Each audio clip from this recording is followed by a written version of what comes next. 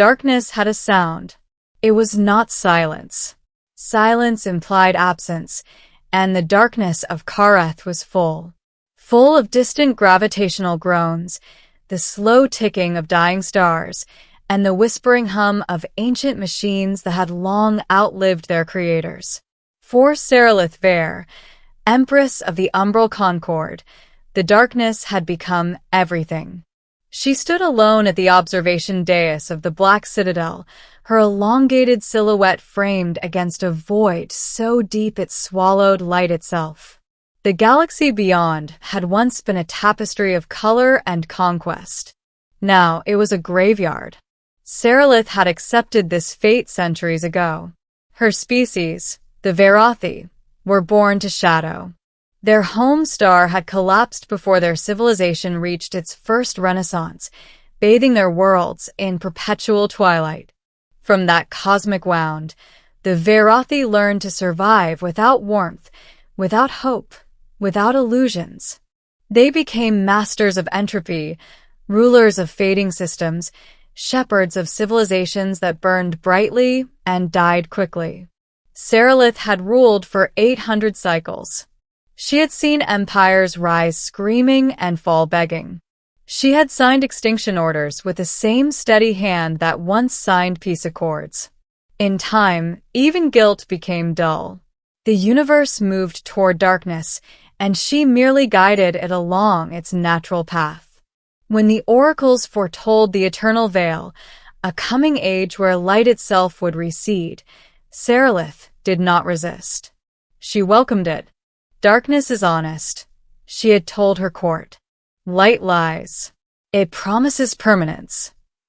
And so, when the Concord initiated the final dimming, an interstellar network designed to siphon stellar energy and hasten the universe's quiet end, Seralith approved it without hesitation. Let everything rest. Let everything end. That was before the human arrived. The human delegation was not supposed to exist. Earth had been catalogued as a minor death world on the galaxy's outer fringe, its dominant species aggressive, short-lived, and technologically insignificant. During the Concord's early expansion, humanity had barely reached its own moon. They should have been gone by now. Instead, a single human vessel breached the outer umbral perimeter without being torn apart by gravitational shear. It did not cloak itself. It did not flee. It transmitted a simple request across all known frequencies. We wish to speak. The High Council urged annihilation.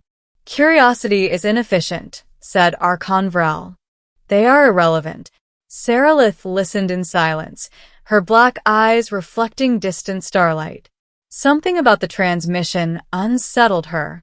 There was no fear in it. No desperation. Only intent.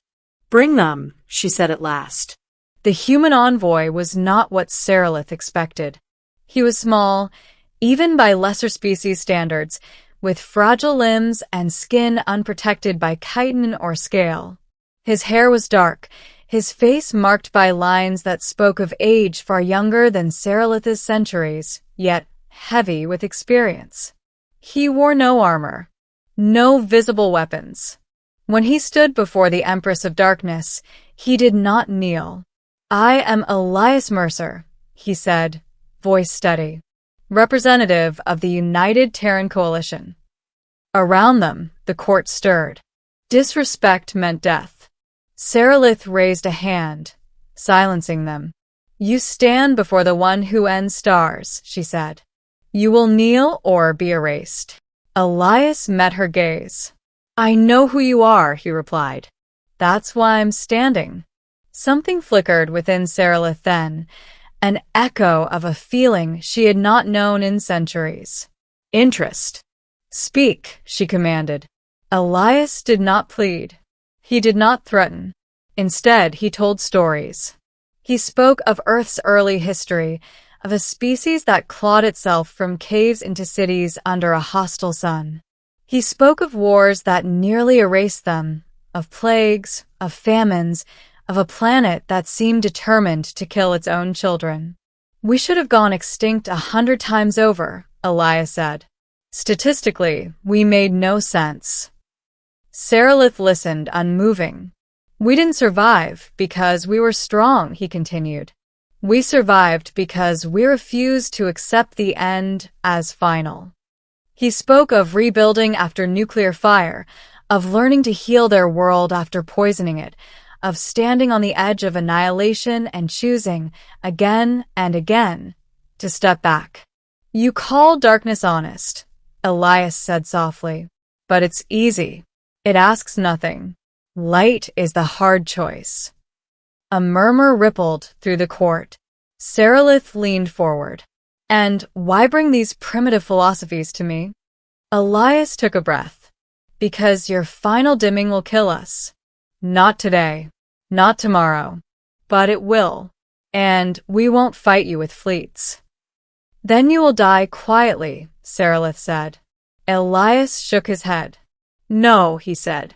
We won't. They gave her a gift. At Elias's request, the court permitted a single demonstration. The human vessel transmitted a compressed data sphere into the Citadel's archive. Seralith expected military schematics or propaganda. Instead, it was art. Music, visual recordings, stories, preserved memories spanning centuries of human existence. Laughter echoing through ruined cities as people rebuilt. A child's first steps on a Martian colony. A dying astronaut recording a final message, not of regret, but of pride. We were here. Seralith felt something twist in her chest. The Veyrothi preserved nothing sentimental. Memories were liabilities. Emotion clouded efficiency. Yet here was a species that recorded its pain not to forget it, but to honor it. Why show me this? She asked. Elias's voice trembled, just slightly. Because we know you've already given up. The court erupted. Seralith rose, towering over him. Careful human. You accepted darkness because you're tired, Elias said. Because you've lived too long and seen too much die. I get that. Humans burn out fast, but we still know what exhaustion looks like. Seralith stared at him, rage and something far more dangerous warring within her. You think you understand me? Elias did not look away. I think you forgot what it feels like when someone looks at the universe and decides it's worth saving, even when it hurts. That night, Seralith dismissed her court early. Alone in the Black Citadel, she accessed the human archive again. And again. She watched humans mourn, celebrate, fail, try again. She saw them staring into darkness, not embracing it, but challenging it with fragile, defiant light. For the first time in centuries, Seralith dreamed.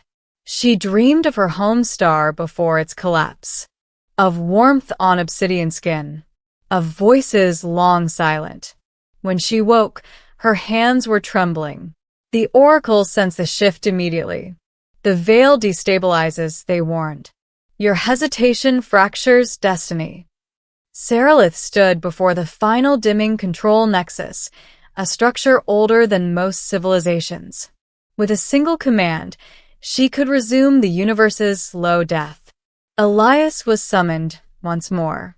You gamble with extinction, Seralith said. Why? Elias answered without hesitation. Because we already stared it in the face and decided it didn't get the last word. Silence stretched between them. You know, Seralith said slowly, my people believed hope was a weakness. Elias smiled sadly. So did ours. We were wrong. Seralith looked out at the stars, still burning, still fighting gravity and time. She had accepted eternal darkness because she believed resistance was futile. But humans resisted everything. Against entropy, against fate, against gods. And sometimes they won. The decision shattered the concord. When Seralith halted the final dimming, entire sectors rebelled. Ancient powers declared her unfit to rule. Fleets mobilized. Human ships arrived, not as conquerors, but as shields. They were outnumbered, outgunned. They stood anyway. Seralith watched from the citadel as human vessels formed defensive lines around civilian systems that had never even known humanity existed. They will die for strangers, Archon Vrel spat. Yes, Seralith said quietly. They will. And something inside her broke open. She unleashed the Umbral fleet, not to extinguish stars, but to defend them.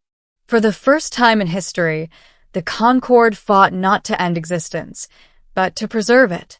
The war was brutal. Systems burned. Lives were lost. But the darkness did not win.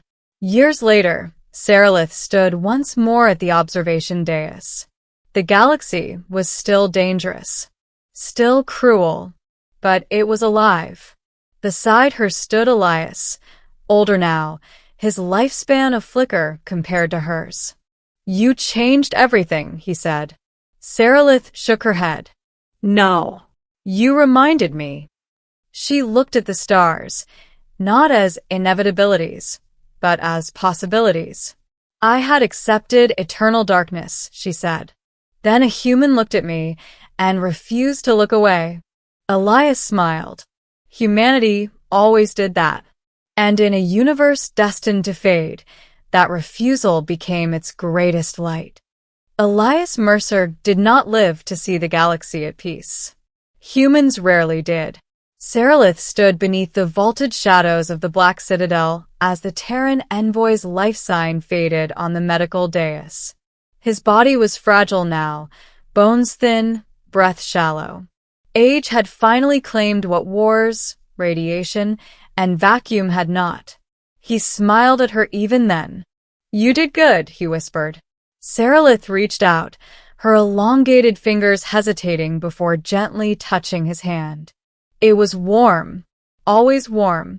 Humans burned fiercely, right until the end. You should have lived longer, she said, her voice barely more than a tremor in the dark. Elias chuckled weakly. We never do. His eyes searched hers, still sharp, still defiant. Promise me something, he said. Anything, she replied instantly. Don't let the galaxy forget that it can fight the dark. His hand tightened once, then relaxed. And just like that, the human was gone. For a long time, Seralith did not move. The Empress of Eternal Night, who had watched stars collapse and civilizations vanish without a flicker of remorse, felt something fractured deep within her core. Grief. The galaxy mourned in a way Seralith had never witnessed. Humanity did not build monuments of stone or metal for Elias Mercer. They lit signals. Millions of them. Across Earth, Mars, orbital colonies, and frontier stations, humans shut down artificial lighting for 1 hour. And in the darkness, they looked up. They called it the Hour of Refusal. Across Concord space, non-human worlds began to mimic it. First a few, then hundreds, then thousands. Even species who had once worshipped entropy joined in. For 1 hour, the galaxy remembered that darkness was not destiny. The Concord never returned to what it was. Seralith dismantled the oracles, their prophecies exposed as self-fulfilling prisons. The final dimming was not merely shut down, it was unmade. Its components were reforged into stellar stabilizers, devices that extended the lives of dying suns.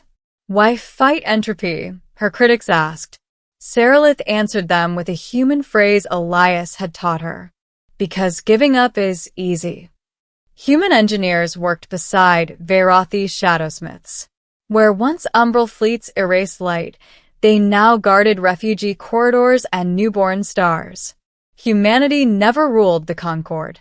They never asked to. They became something stranger. A conscience. Centuries passed. Seralith endured. She watched human generations bloom and vanish like sparks, each brief, each brilliant. Humanity spread not through conquest, but through presence. Wherever the darkness pressed hardest, humans went there, stubborn and loud and alive. They laughed in the void. They planted gardens on dead worlds. They named stars not after gods or emperors, but after ordinary people who refused to surrender. Entropy did not stop. It never would. But it slowed. And sometimes that was enough.